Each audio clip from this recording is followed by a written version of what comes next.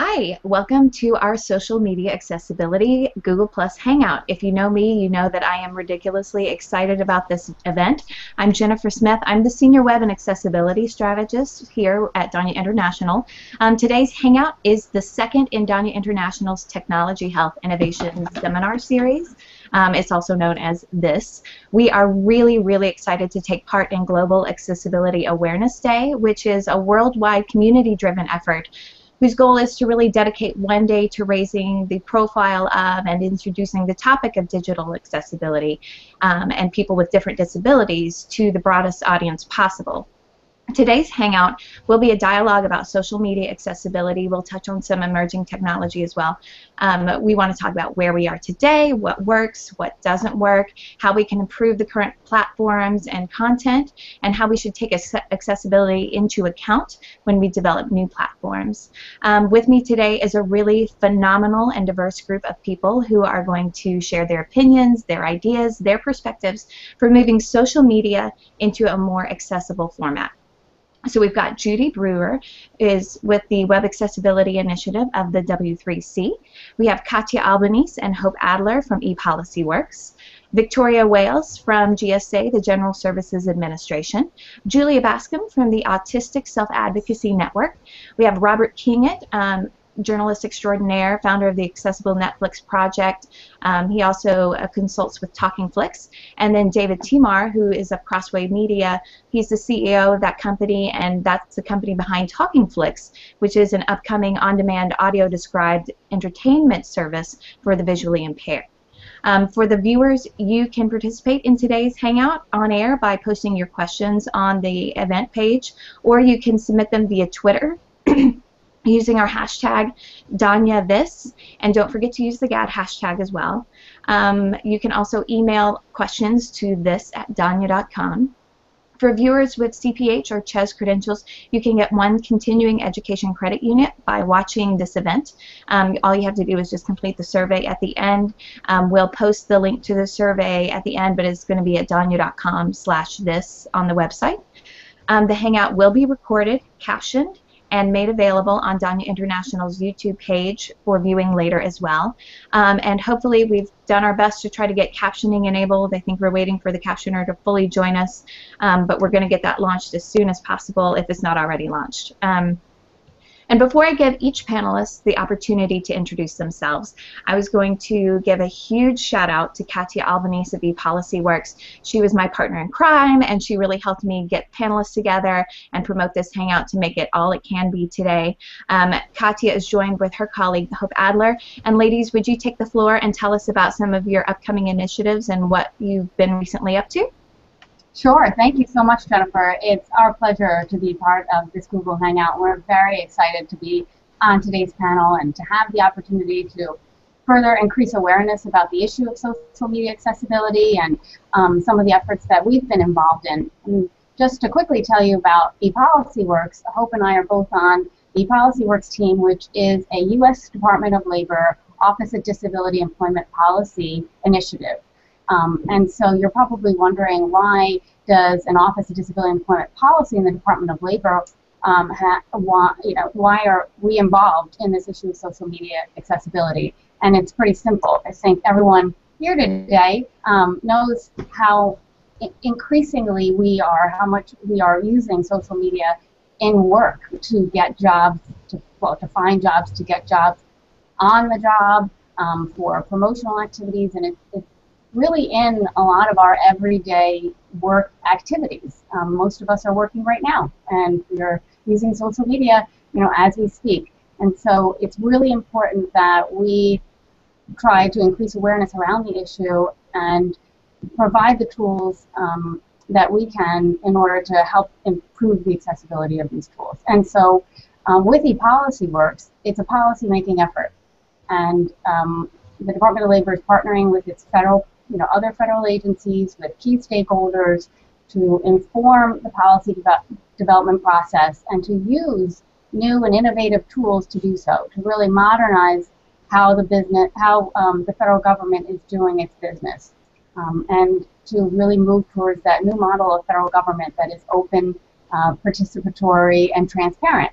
And so in doing that, we also want to make sure we are inclusive. And technology really is not only a productivity tool, but it can really be a tool for inclusion for people with disabilities.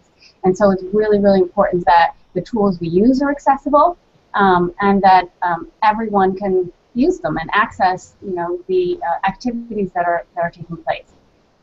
And with that, what we've started to do in our approach is really just to start using the tools and to figure out what the issues are with them, and to talk to our stakeholders.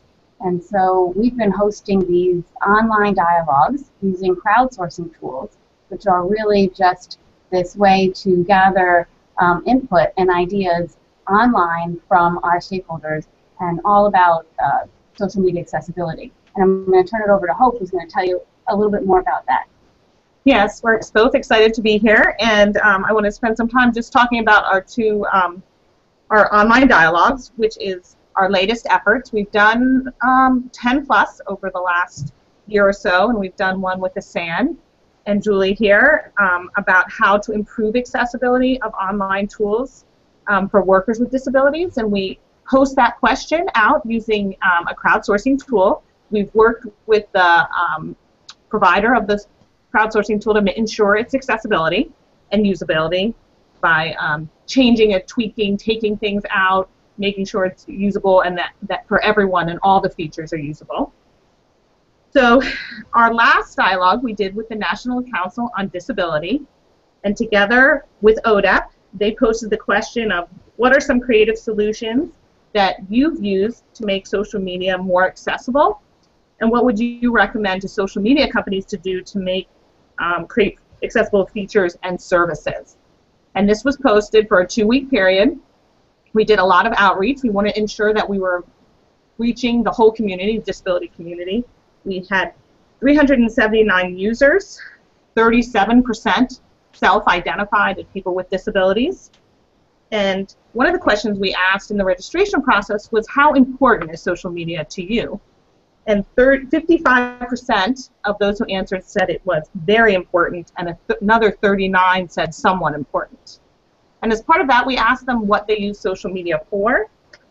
As you can imagine, things like connecting with friends, doing my job. We had some interesting comments on one person was using it to promote a novel that she wrote, for her employment, especially those who are working from home, maybe unable to get to a job. They really express the fact that it's their window to the world. And then we asked them what they'd want the social media community to know, the developers to know about what they do and how they use social media and how they can make it more accessible. People talked about video captioning, going further than 508. Continuing its layout changes are difficult. So we got a lot of great information. And from this information, we're going to be hosting a second dialogue that actually starts today. And it's going to ask the question more focused on the developers and the tech side, taking the information we learned from the first dialogue, the suggestions, how people are using it, and asking the developers how universal design concepts can be used to improve social media accessibility for everyone. We're really excited. We're anxious to see what's out there, what people have to say, and that starts today and it runs till May 30th. You can access it from our website, www.ePolicyWorks.org. And with that, Jennifer, we'll turn it back to you. Okay, thank you. I'd like to let our other panelists take a minute to introduce themselves and give us a bit of background on themselves. Judy, I'll let you take the floor first. Sure, yeah, and thank you, Jennifer and Katia and Hope, and greetings to everybody on Global Accessibility Awareness Day. Great to be here. I work with W3C. I'm the director of the Web Accessibility Initiative here, and we work on a lot of different layers of things that help support accessibility on the web, including social media. And some of that is we work to ensure that every standard coming out, every new technology standard coming out of W3C, every web standard can support accessibility. We also developed some accessibility specifications such as ARIA and IndieUI that can help with mobile accessibility, and that also can support social. We developed guidelines such is the Web Content Accessibility Guidelines, which are actually required use in a lot of settings and can greatly help accessibility of social media. Guidelines for browsers, media, mobile, and authoring on the web, and that applies to blogging and wikis, a lot of social tools. We develop resources for helping evaluate web accessibility and for spreading more education and awareness about that, including the benefits of using standards, how that can accelerate the pace of accessibility when people have a common standard they're designing to. And we also coordinate some with advanced research and development, and we do that with the help of a lot of wonderful people around the world, and there's plenty of room at the table to join on that and continue working on issues, including in the area of social media. So, happy to be here.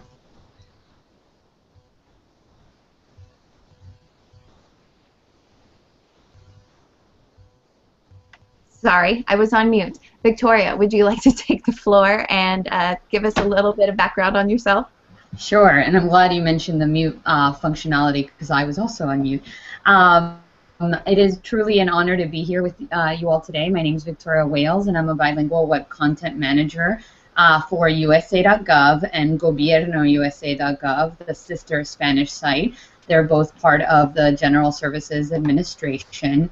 And I work in a couple of different, I work on a couple of different teams for USA.gov and Gobierno. Some of it is, our marketing team, our social media team, and our accessibility team. And my background and perspective on it is as a web content manager, providing content that is accessible to all, that is also, absolutely inclusive of, language proficiencies, and certainly, useful information that's sourced, from the government, that is all around, public service products, signing up for, different government services, and providing that in a way that's accessible. And at GSA, we have a very robust accessibility team that works across different teams to provide web content that is accessible.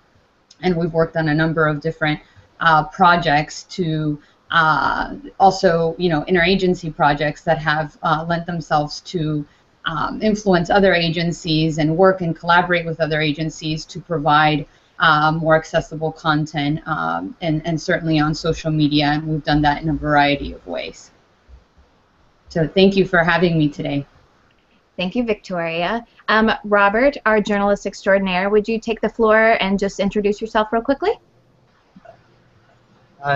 Sure. My name is Robert Kingett, and I guess I am a journalist extraordinaire because I cover a lot of different things. I do primarily disability news, disability issues, and I do LGBT issues also. And I've started a grassroots advocacy campaign called the Accessible Netflix Project, and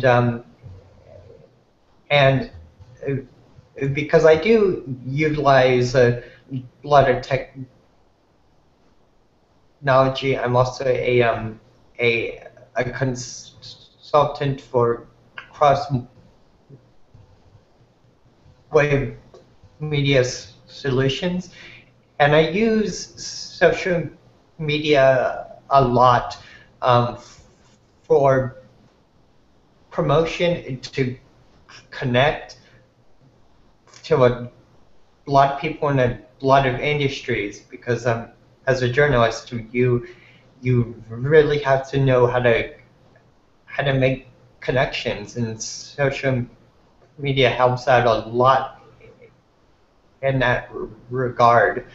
And it also helps to keep track of trends and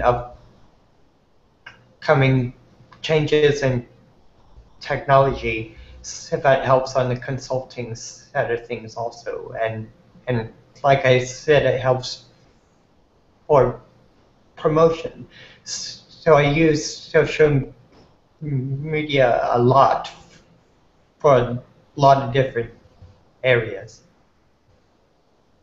Thank you, Robert. And I think I'll transition that now to David Timar. He is your partner in crime to help develop TalkingFlix.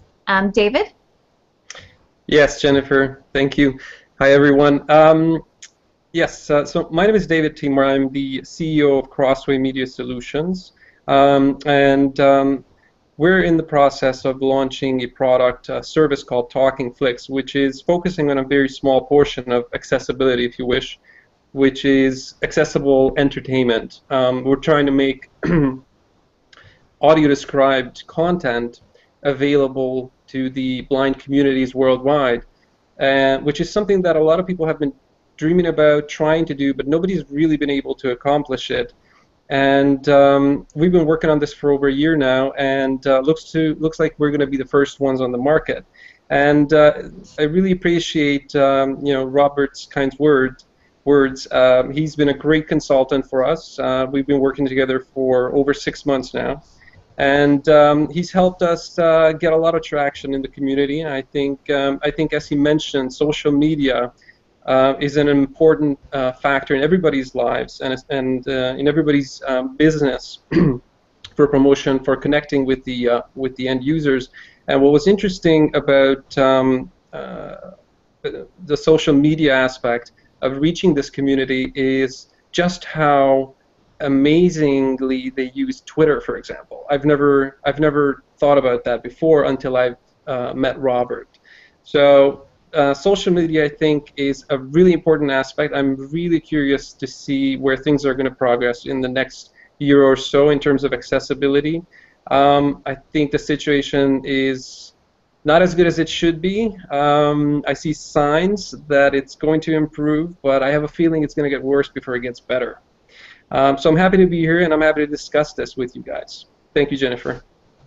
Thank you, David. And Julia, last but certainly not least, would you take the floor and tell us a little bit about yourself and Asan? Oh, you're on mute. There we go. Sorry about that. Hello. My name is Julia Bascom, and I'm Director of Programs for the Autistic Self-Advocacy Network. That means I direct our technical assistance projects, our communications and publications, chapters, and just our general community engagement. The Autistic Self-Advocacy Network is a national grassroots nonprofit run by and for autistic people, speaking for ourselves and advocating for systems change. Our membership consists of autistic adults and allies, and all of our leadership, including me myself, are autistic. We've done some work on cognitive accessibility, particularly cognitive accessibility in an online context, and I think Katia and Hope talked a little bit about that, about some of our joint work there.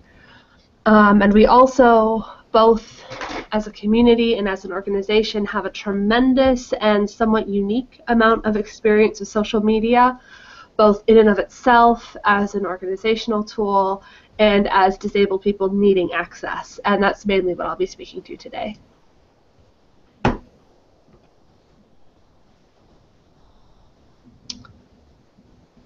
Jennifer, I think you're still on mute. Thank you. Okay, so thank you again, everyone, for joining the panel and for keeping me on my toes. For those of you watching, we are aware of some of the accessibility issues with Hangouts. We've done our best to try to overcome those as much as possible. But again, that's kind of why we're here today, to figure out what works, what doesn't work, how we can push the boundaries, how we can make things better. If you can, please reach out to us so we can work with you to try to assist. There's the Q&A part. You can email this@danya.com. You can tweet the Danya this hashtag. We definitely want to try to make this as accessible as possible so everybody can join in and submit questions. So don't forget, questions, Danya this hashtag. So let's go ahead and just jump into the discussion with a question that may provide people new to the topic of accessibility with a stronger foundation. Judy, I'm going to throw this to you. Can you give us a quick synopsis of what does it mean to be accessible? Sure, yeah. So we often talk about this in terms of the web in general, and it's really the same for social media. You can think of it from a perspective of there's a lot of human variability, and sometimes that gets overlooked in the design process, but it's very important to bear it in mind. So it can be that people are accessing your social media site with with some visuals or hearing or cognitive, neurological, physical, and if you want your social whatever you be inclusive, not to be shutting people out, then you have to pay attention in your all of that. There's a lot of people with disabilities. There's about 1 billion of us in the world, 1 out of every 7 people, and may have affecting our access to technology. And so in a social media setting, you need to think if you have images that there may need to be descriptions of those, and there's a lot of image sharing that goes on in social media. So there need to be easily built-in ways to add descriptions of images when people are sharing those. If there's audio, there needs to be captioning. If there's a complex user interface or the complex site, you need to think about ease of navigability on the site there. If any kind of apps that are running in the space, you need to make sure that those can work with assistive technologies that some people with disabilities may be using.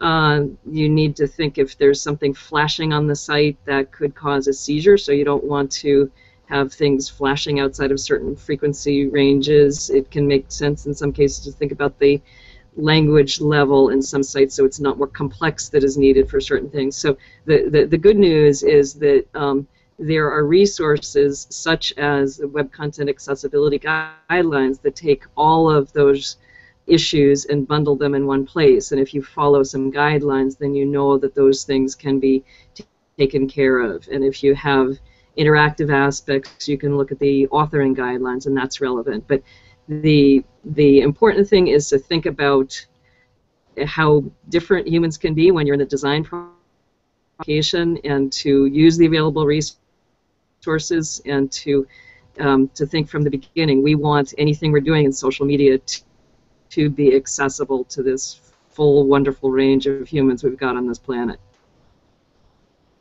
Brilliantly said. Thank you so much, Judy.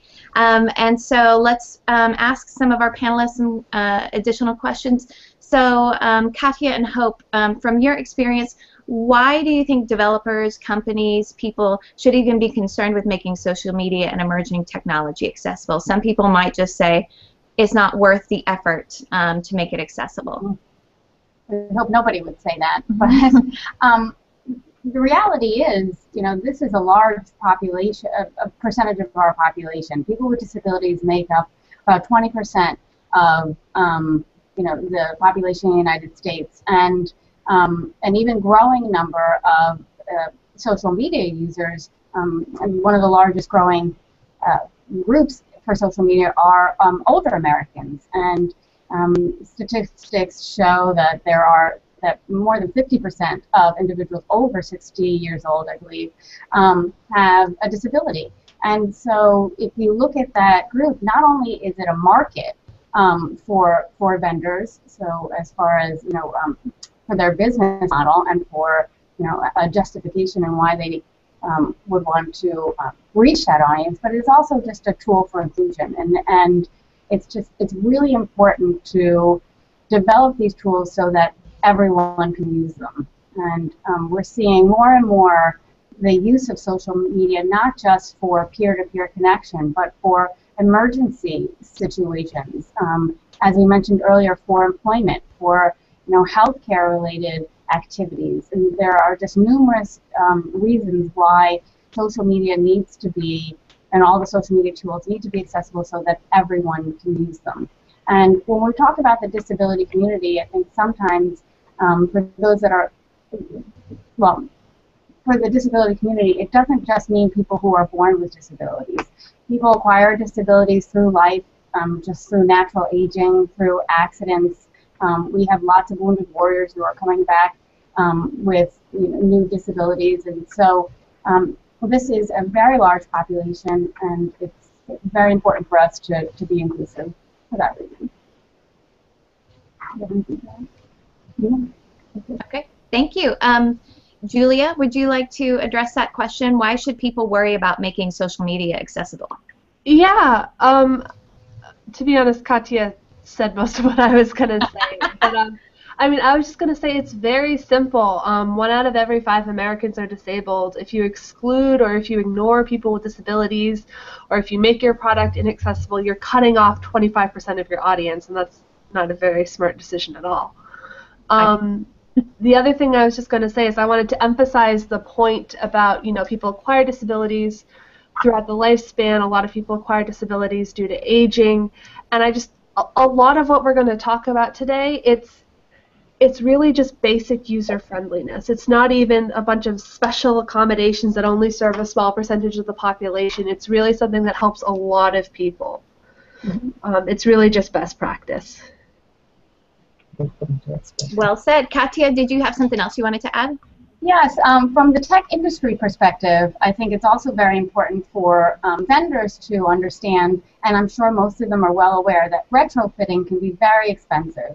And retrofitting is, the process of adjusting or reconfiguring their technology to deal with usability issues.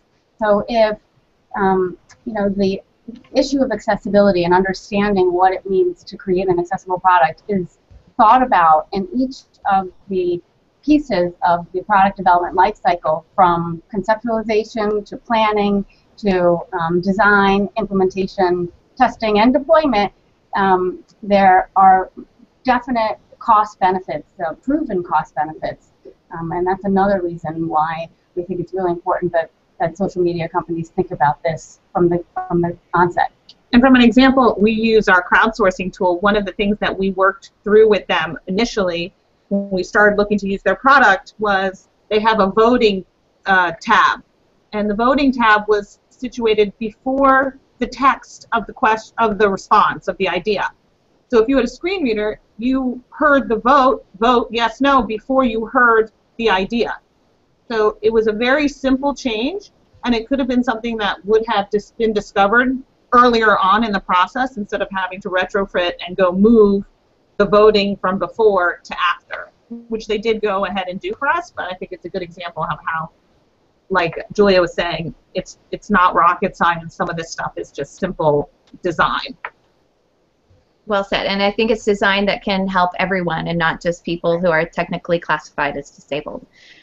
So moving on, let's hear from Robert. What do you think are some of the biggest accessibility challenges of social media and emerging technology as you've seen them? I think that some of the biggest accessibility challenges to date are the increasing use of Captions and developers not implementing accessible elements into their social media pages, like inaccessible flash elements, inaccessible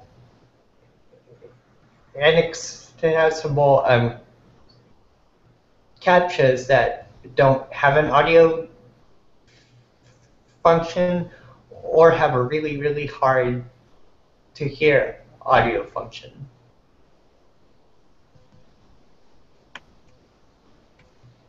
Thank you. Victoria, as the head of, you're out there in social media land for USA.gov and Gobierno.gov. Would you like to speak to this, some of the biggest challenges that you've seen?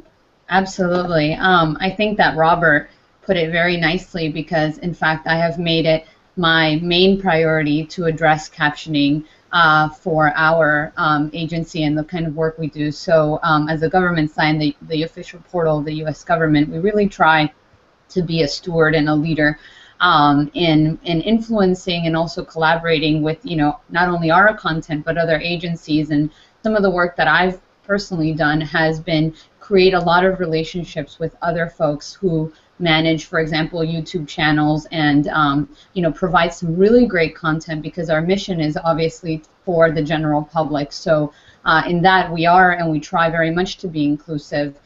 So we have a lot of conversations on how captioning, and audio descriptions and transcripts need to be part of the project from the onset and not an afterthought, and this is why. And part of, that part is also selling why this is important.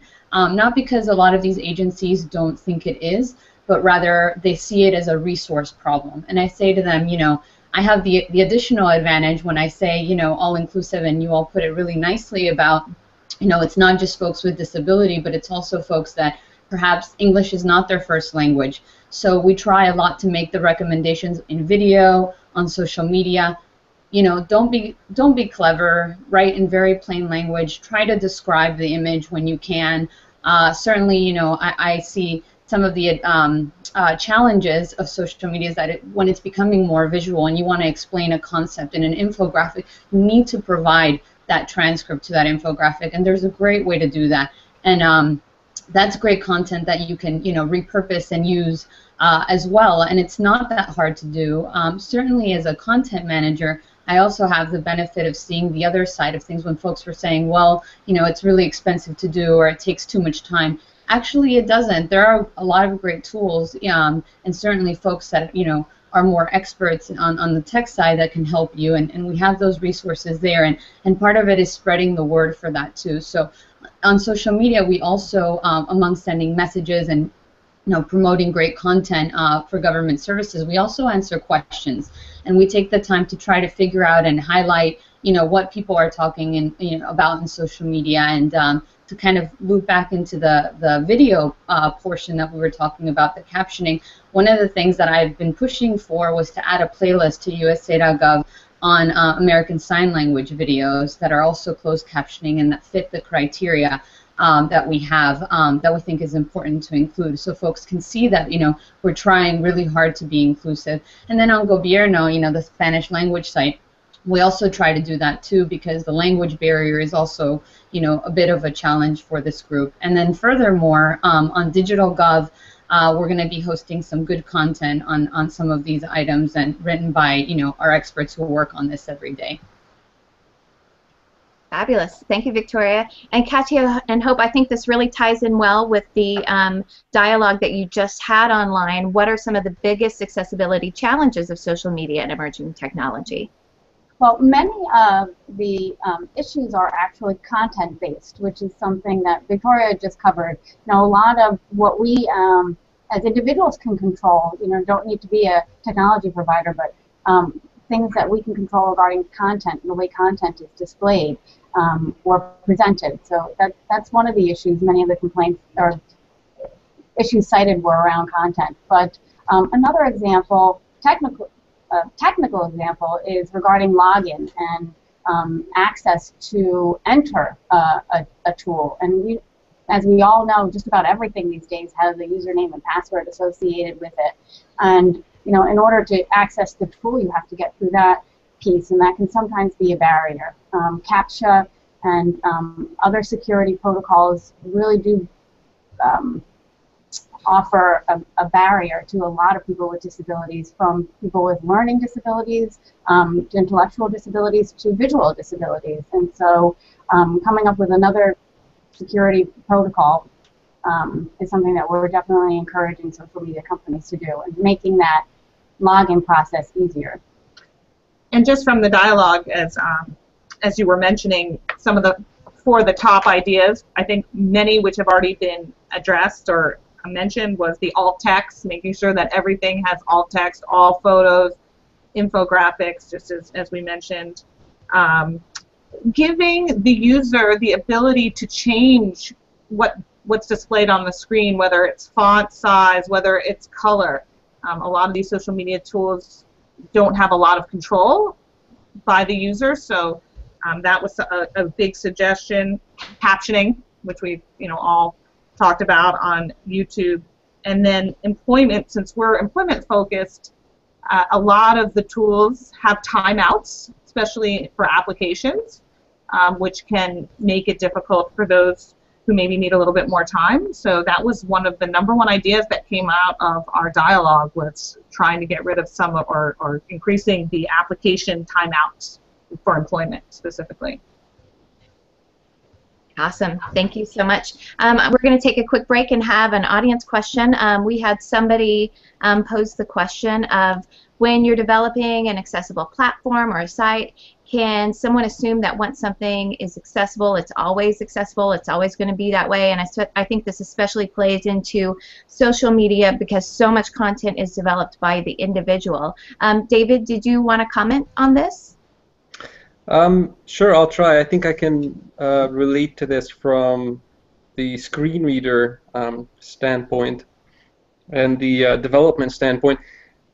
Whenever we developed something, for example, a year ago, the way the browsers change, the way things that you put in your site, you know, jQuery and different types of plugins, anything you change in the future can actually affect the accessibility of that site. So if you've developed a site and, for example, you've created a button that will allow the user to increase the font sizes or change the contrast, and a year later, your developer team decides, okay, we're going to upgrade the site to, you know, HTML5, or add a new standard to it, or add a new feature to it. That single change can actually break the accessibility features. So it's not a develop once and forget situation. You have to continuously watch your development. You have to continuously make sure that whenever you're making a change, you're not actually breaking the previous accessibility features. I think you know, Judy can probably comment on this as well.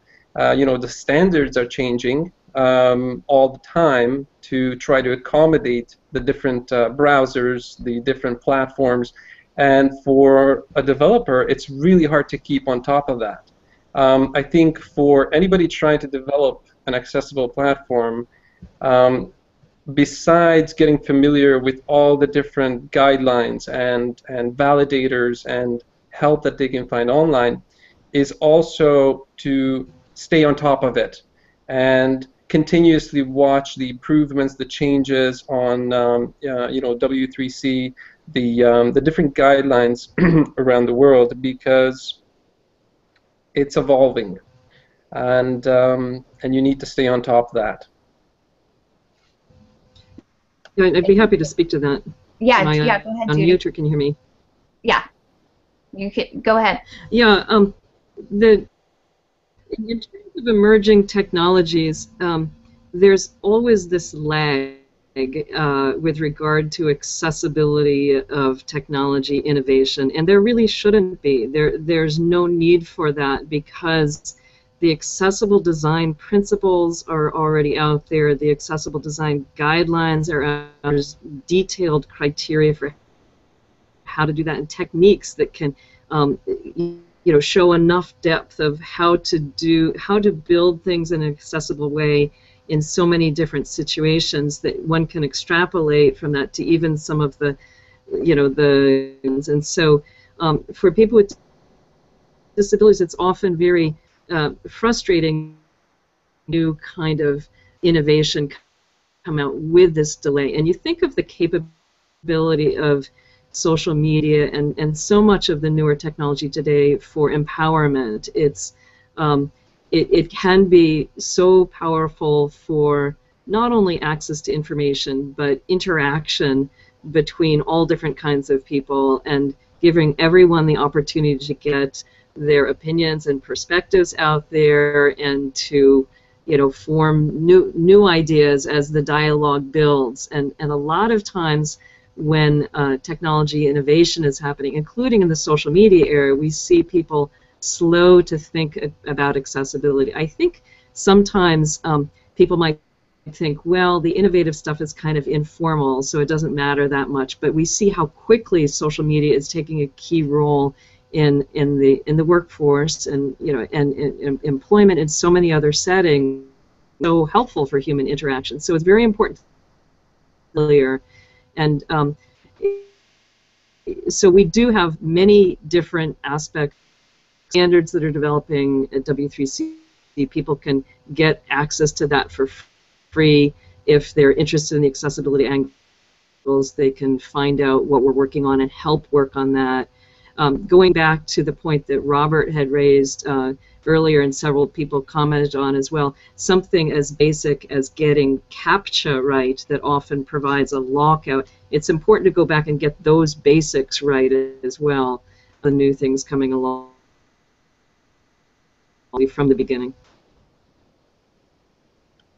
Agreed. And we had Gary, who's watching the webcast right now, and he had said, please to make sure to address more than just screen readers. I think screen readers get a lot of the attention, and there's a lot of other assistive devices that don't get attention.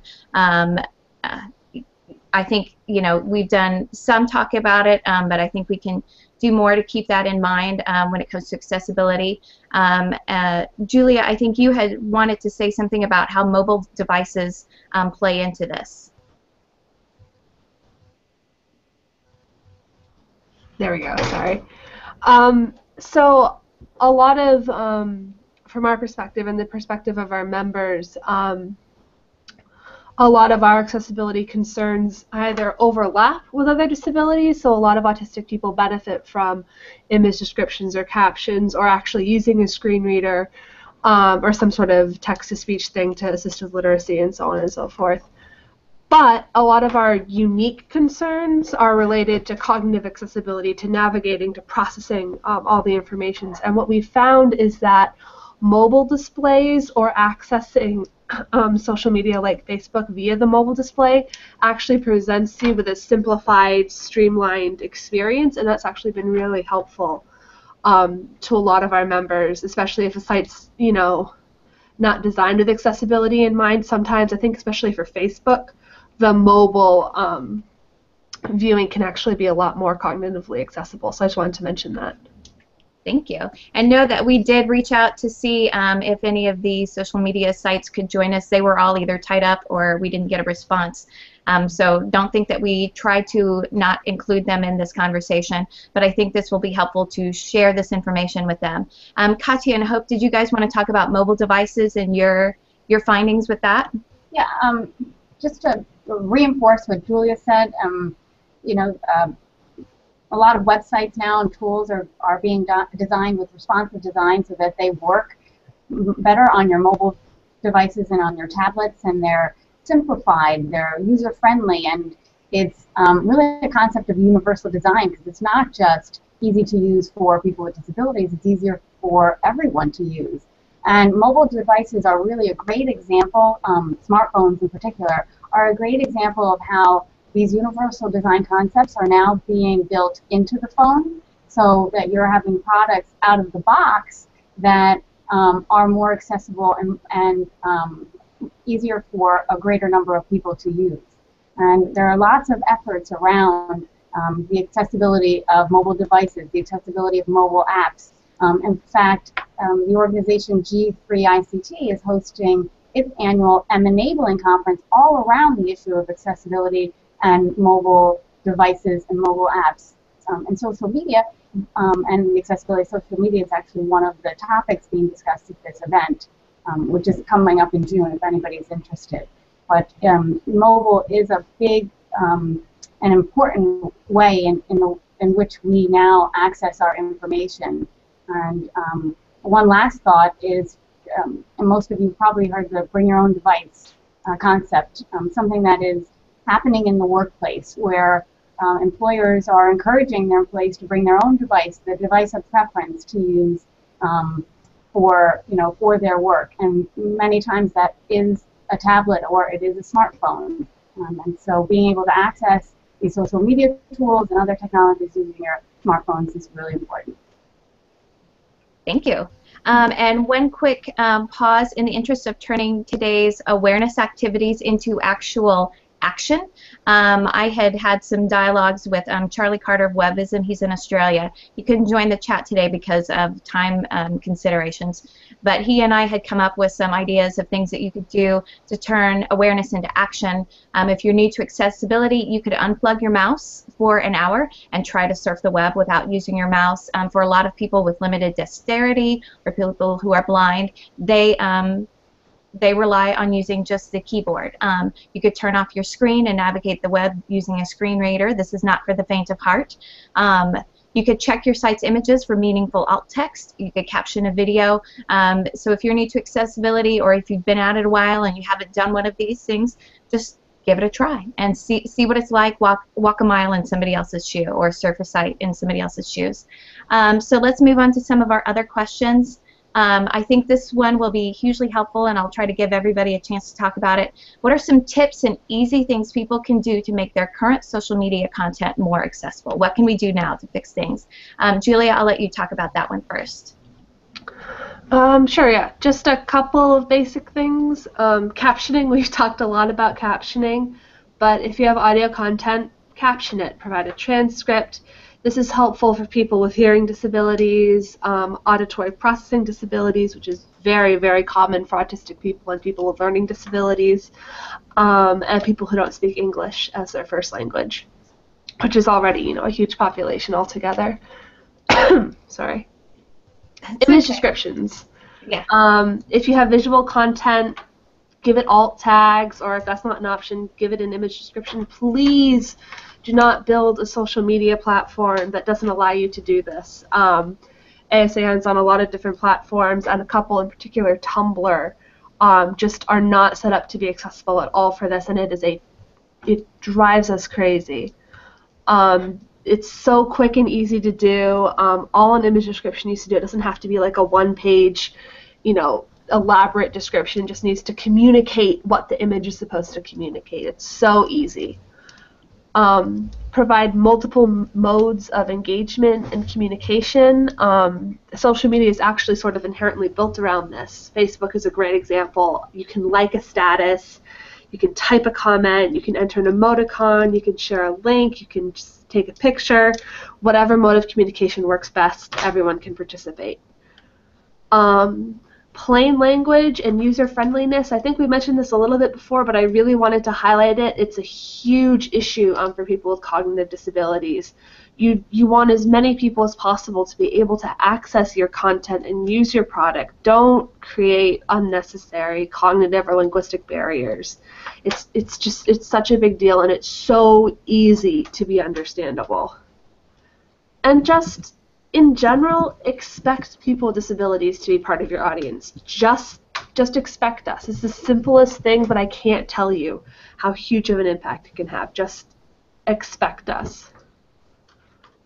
Thank you so much. Victoria, in the interest of time, I'd like you to address this, but can you give us your top accessibility tip for social media? Sure.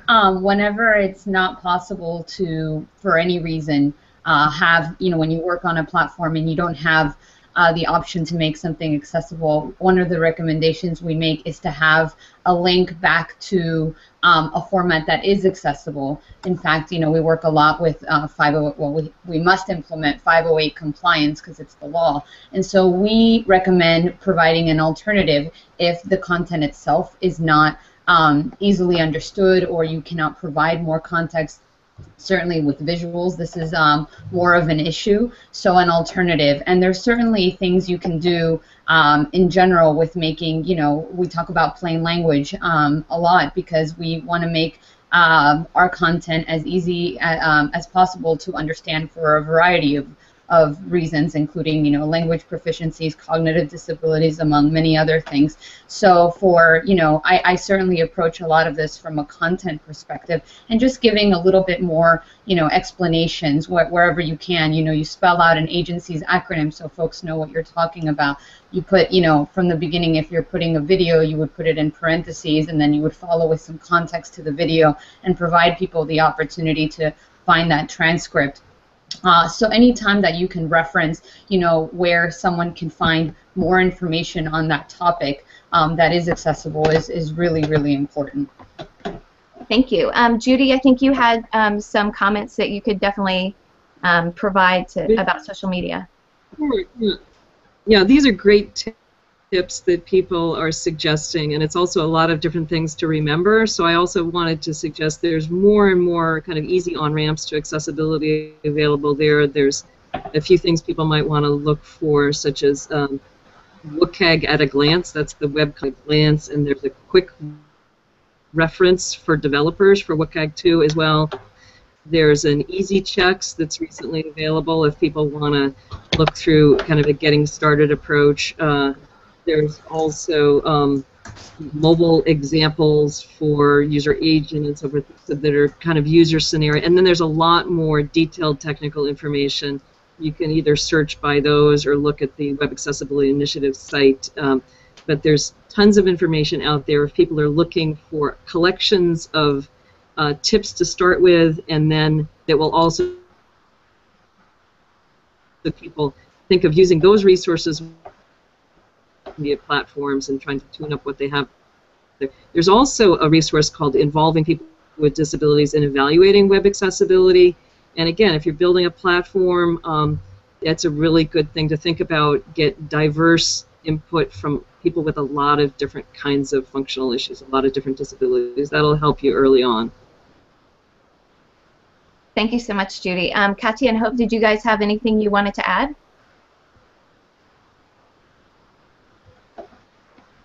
Unmuting. We're unmuting. Just to add to a resource, these are a lot of great tips, but on howto.gov, there is a social media accessibility toolkit that we helped create that has a lot of these tips more on the user side, how to make sure when you use social media that what you're posting is accessible. It's going to be updated on July 17th at an FCC Accessibility and Innovation Series, but right now it is available on howto.gov. Thank you. Victoria, I think you had something to say, and then I'm going to pass it to Robert. Yes, I'm so glad you mentioned that, Hope. Howto.gov is a great resource. I know that some of that content is also going to be living on digital gov, and the platform is a little bit more different because it's also hosting some great information, but it aims to be more of like a blog. But yes, that is a great place to find a lot of information, best practices, and guidelines, because that's really what GSA focuses on, is providing guidelines, whether it's for the agency itself or other agencies. So thank you for mentioning that. And Robert, from a user perspective, do you have any advice, suggestions? What works for you? What are some resources people could look for? Would you like to provide us some insight? Well, I mean, I can say a lot from the visually impaired point of view, but I guess to wrap everything up in a neat little bow, just have everything, easy on the eyes. Don't have flashy animation, or don't have quirky fonts on your pages. Just make it simple, clean, and efficient, because I think it helps everybody if you make it easier on the eyes. Have large fonts and everything, and as for resources, there's a lot on the internet, and some have been said here, so I'd say listen to all the other people about that. So. Thank you so much. So again, we've had a phenomenal panel today. This couldn't have even gone better in my dreams. Thank you all so much for your time in preparing for this event and clearing your schedules to be here. I know everyone is incredibly busy, especially on a big day today for Global Accessibility Awareness Day. So accessibility is easier than you think. You do have accessible people people who need accessible options in your audience right now. Address them, don't leave them out. It's not as difficult as you think. There's resources out there. Remember to check out the ePolicyWorks new crowdsourcing dialogue that starts today. We've got CPH and T.H.I.S credits available for this if you go to the Danya.com, this website. Thank you for watching. Thank you again for our panelists for joining us, and I want to thank my Danya International crew for helping me with the logistics and the running of this. We've got Tracy Poole, Carlos Chapman, Casey Rutland, Karen White, and several others who were just an invaluable help in the logistics and production of making this, which was my bright idea I had a few months ago, happen. I couldn't have happened without each and every one of you. Thank you so much. I think we're all passionate about this topic, and I think if we continue these dialogues, we can only help make things better and improve things from here on out.